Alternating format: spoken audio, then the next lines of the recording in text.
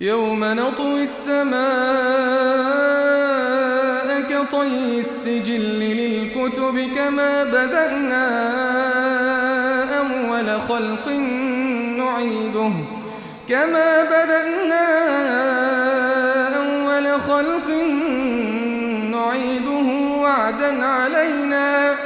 وعدا علينا